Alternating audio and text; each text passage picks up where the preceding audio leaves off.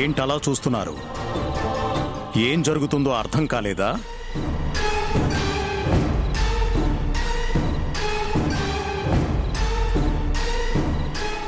గడప దాటి బయటకు వెళ్ళిపోతున్న పరువుని ఆపి వెనక్కి తీసుకొస్తున్నాను.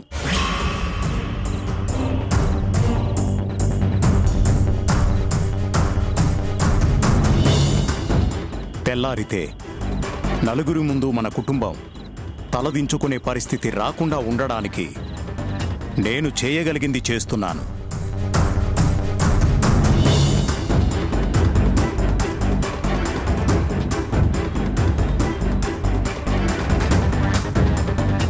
మన కారణంగా మోసపోయిన ఒక ఆడపిల్లకి న్యాయం చేద్దామని ఇంటికి తీసుకొచ్చాను.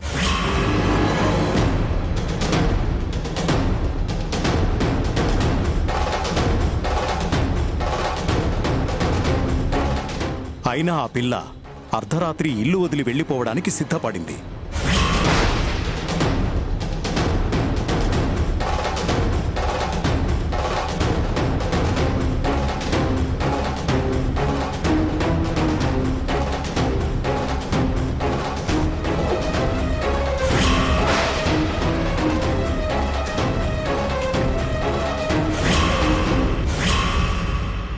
దానికి కారకులెవరు?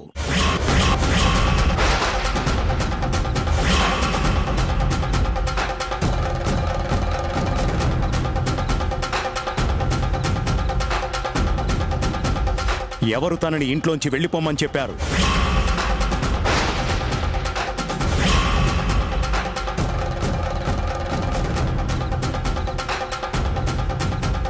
అయినా ఎవరి మాట కాదనలేక తను ఇల్లు వదిలి వెళ్ళడానికి సిద్ధపడింది.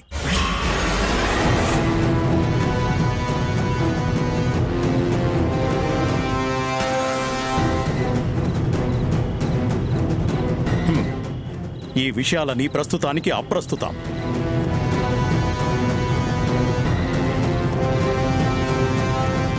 ఈ ఇంటి పెద్దగా నేను చెప్పదలుచుకున్నది ఒక్కటే.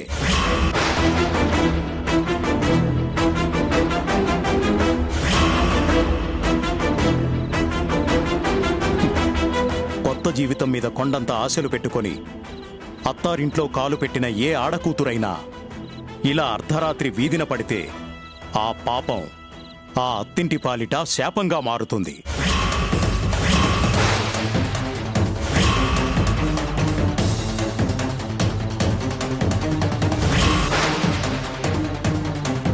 ఆ వంశానికి మహాపాతకం చుట్టుకుంటుంది. అటువంటి పరిస్థితి మనకి రాకుండా ఉండాలి అంటే శ్యామ ఈ ఇల్లు కదలకూడదు.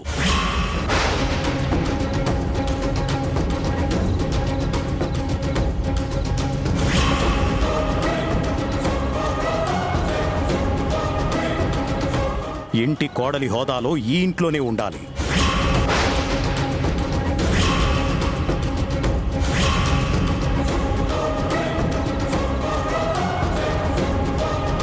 వైదేహి ఐశ్వర్యలతో సమానంగా శ్యామ కూడా ఉండాలి.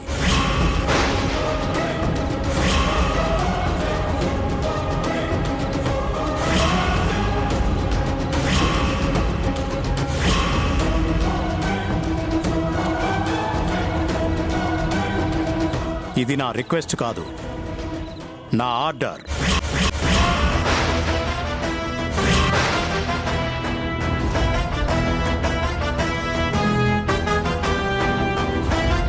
Yes, this is my order.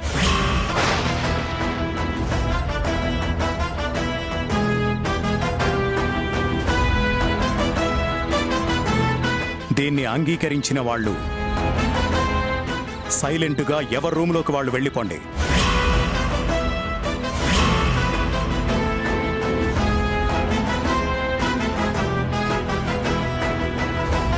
దీన్ని వ్యతిరేకించే వాళ్ళు ఎవరైనా ఉంటే చెప్పండి.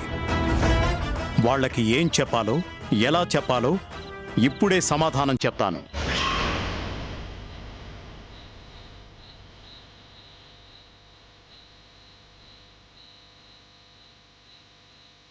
ఇంకొకసారి ఇటువంటి పరిస్థితి రాకుండా గట్టిగా సమాధానం చెప్తాను.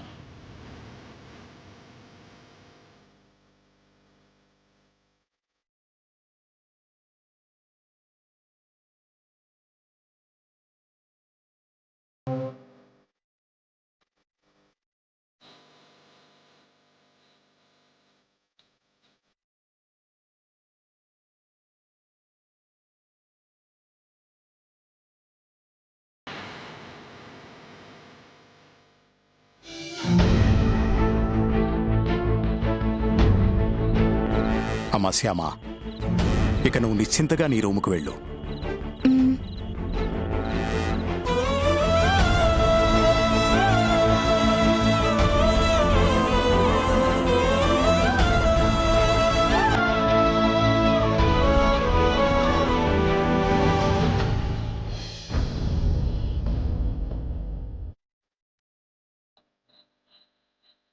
శ్యామ, మనం ప్రేమించి పెళ్లి చేసుకోలేదు.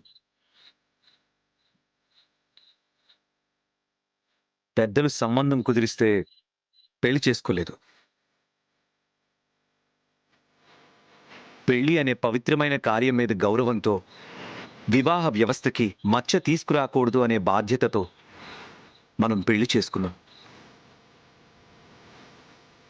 అలాంటప్పుడు ఎవరి వల్ల అయినా కష్టం కలిగితే భరించాలి తప్ప బాధ్యత నుంచి పారిపోయే ప్రయత్నం మనం చేయకూడదు. బాధ్యత అంటే ఒక రకంగా బరువే కావచ్చు, కానీ బాధ్యతగా ఫీల్ అయితే మాత్రం ఎంత బరువైనా చాలా తేలికైపోతుంది. అలా తేలిక చేసుకునే ప్రయత్నం మనం చేయాలి శ్యామ. నేను చెప్పదలుచుకుంది నీకు అర్థమైందనుకుంటాను. అర్థమైందండి. Thank you. కన్నయ్య మీ చేత నాకిలా చెప్పిస్తున్నాడని అర్థమైందండి.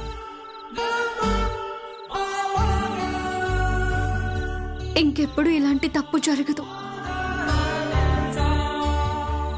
Good, very good.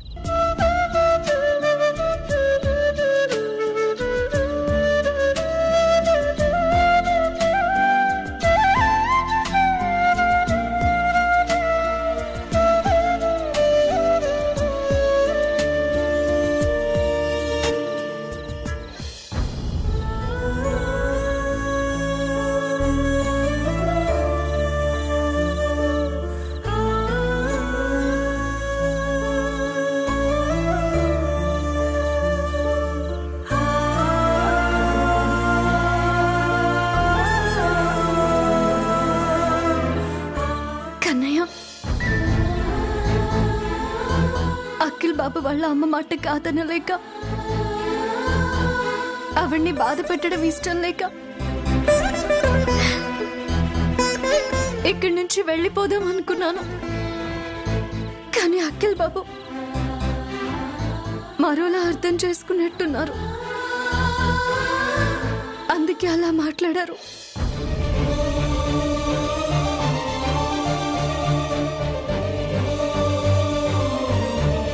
ఇంకెప్పుడు నా వల్ల, నా ప్రవర్తన వల్ల ఇంట్లో వాళ్ళ మనసు కష్టపడకుండా ఉండేలా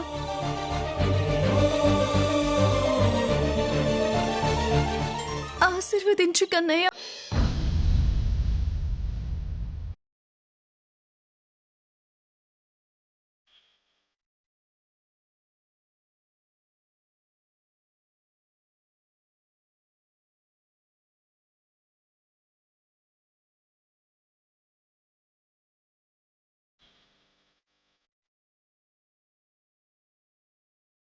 ఈ నగల్ని వెంటనే అఖిల్ బాబు వాళ్ళ అమ్మగారికి తిరిగి ఇచ్చేయాలి.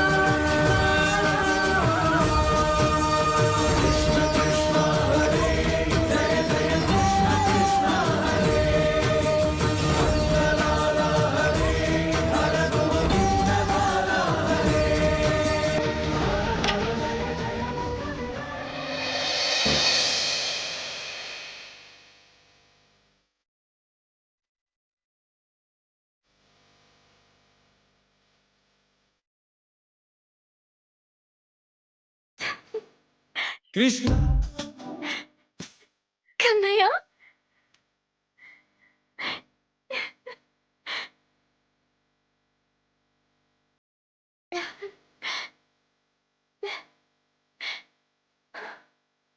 కన్నయ్య కన్నయ్య నన్ను వెతుక్కుంటూ నా కోసం వచ్చావా?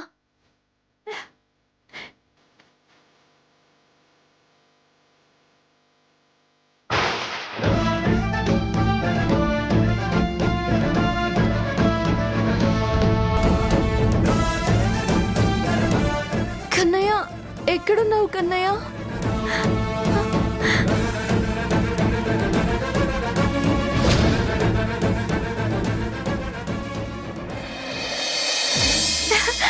అక్కడున్నావా?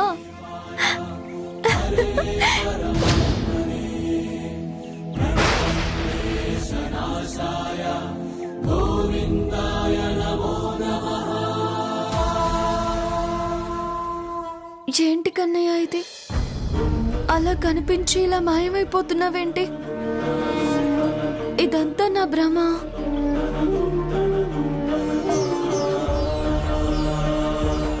నా కోసం నన్ను వెతుక్కుంటూ వచ్చావనుకుని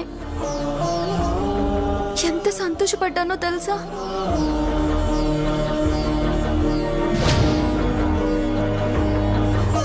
అయినా నీ విగ్రహం నా కళ్ళ ముందు లేకపోతే ఏంటి?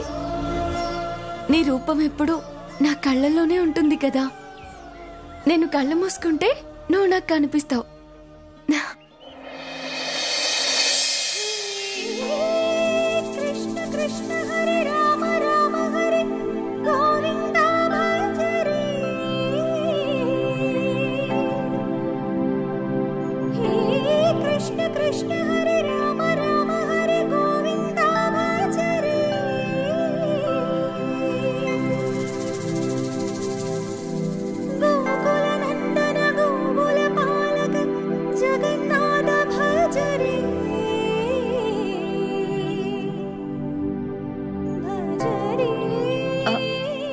ఏమండి?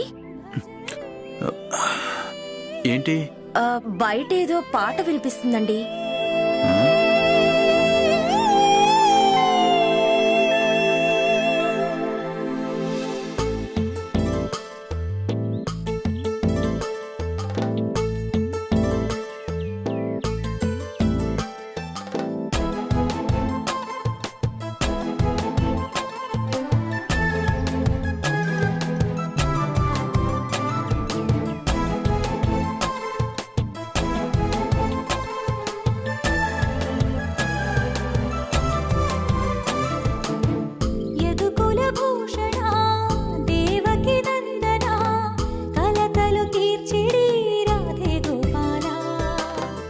అది రూపారాణి పాట కదూ?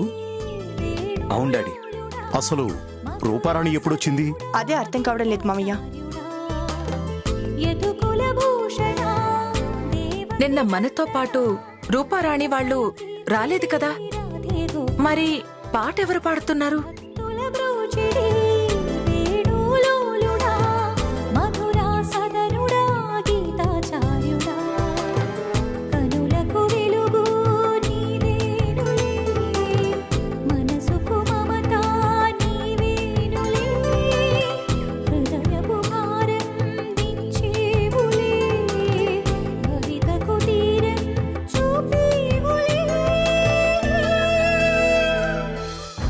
అచ్చం రూపారాణిలా పాడేవాళ్ళు ఎవరైనా పాడుతున్నారేమో. నో వే అన్నయ్య, అచ్చం రూపారాణిలా పాడేవాళ్ళు ఎవ్వరు ఉండరు.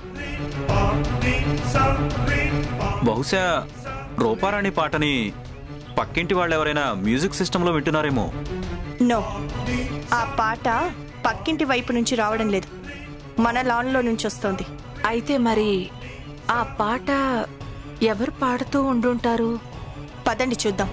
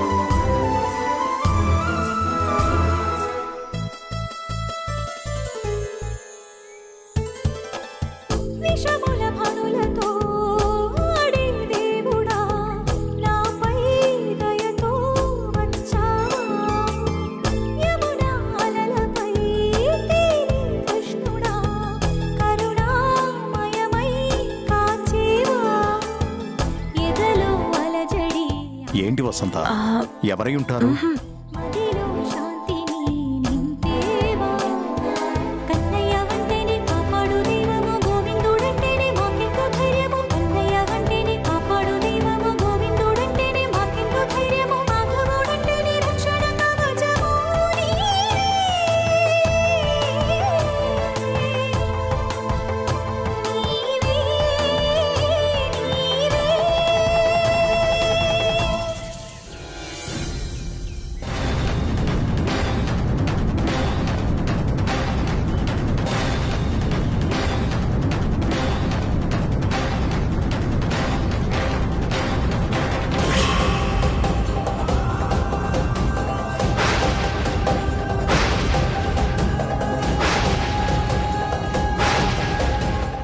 రూపారాణి నువ్వు ఇక్కడ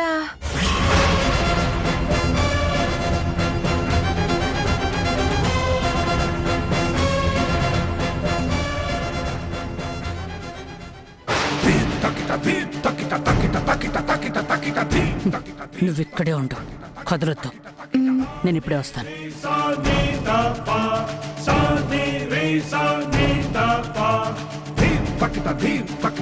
నువ్విలా పొద్దున్నే ఇక్కడ పాట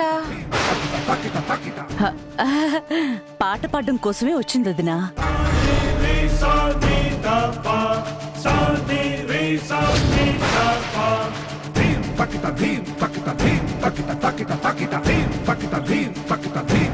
అసలు మీరెప్పుడొచ్చారు? అది రాత్రి పొద్దుపోయాకొచ్చాం వదినా. పొద్దుపోయాకొచ్చారా? అవును వదినా. ఆ టైంలో మిమ్మల్ని డిస్టర్బ్ చేయడం ఎందుకని చెప్పి, అలవాటైన ప్లేస్ కదా అని చెప్పి అవుట్ హౌస్ లో ఉన్నాం.